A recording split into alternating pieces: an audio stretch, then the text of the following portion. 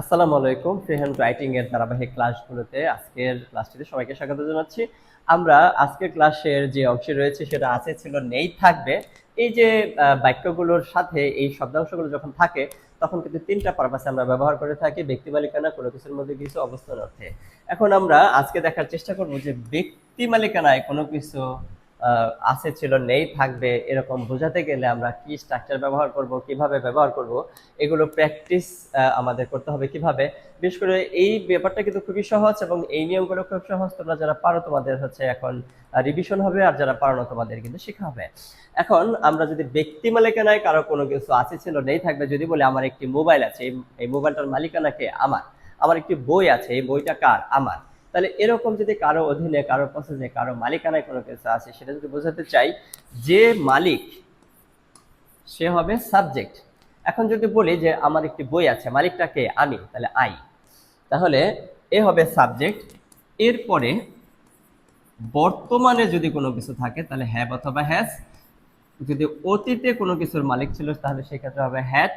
এবং in future ভবিষ্যতে কোনো কিছুর মালিক হবে তাহলে হবে হচ্ছে উইল হ্যাভ। এরপরে হচ্ছে যা আছে বা ছিল। তাহলে এগুলো মূলত আমাদের প্র্যাকটিস বেশি করতে হবে। আমার একটি বই আছে, আই হ্যাভ এ বুক। এখন যদি বলে বইয়ের মধ্যে 320টা পৃষ্ঠা রয়েছে, এটাকে মালিকানা বোঝানো, আপনার কোনো কিছুর মধ্যে কিছু আছে, তাহলে এইটার ক্ষেত্রে কি ব্যবহার করব? তাহলে এটার ক্ষেত্রে তো অবশ্যই দেয়ার দ্বারা শুরু করতে হবে। বুঝতেই পেরেছো তোমরা যে দেয়ার আর 320 পেজেস ইন মাই বুক। তাহলে আশা করি তোমরা এই আছে ছিল নাই এর যে ব্যবহারটা এটা বুঝতে পেরেছো। এখন যদি বলি যে আমার একটি কম্পিউটার আছে, তাহলে কি বলবো? I have a computer. আচ্ছা, এখন যদি বলি যে আমার একটি মোবাইল আছে, আই হ্যাভ এ মোবাইল। তার একটি স্বপ্ন আছে, তাহলে কি হবে? সেই জন্য কি হ্যাভ দেবো না হ্যাজ দেবো? অবশ্যই হ্যাজ দেবো। তাহলে হি হ্যাজ আ ড্রিম। আরো আমরা সংযুক্ত করতে পারবো প্রিপোজিশন ব্যবহার করে। তাহলে he has a dream to be BCS cadre. তার একজন বিসিএস ক্যাডার হওয়ার স্বপ্ন রয়েছে। এটা কিন্তু আমরা মালিক, এটা তার রয়েছে, এর জন্য আমরা হ্যাভ হ্যাজ দিয়ে ব্যবহার করব। আচ্ছা, আমার একটি বাগান ছিল, এখন ধরো বাগানটি নষ্ট হয়ে গেছে, এটা যদি বলি তাহলে কি বলবো? I had a garden.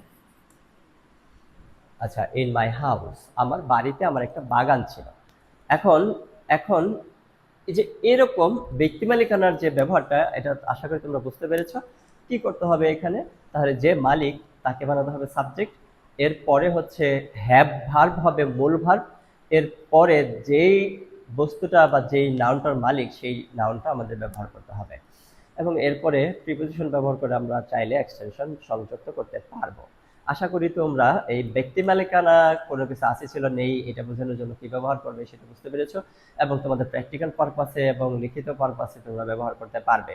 সবাইকে লংগুলির সাথে থাকার জন্য ধন্যবাদ জানাচ্ছি।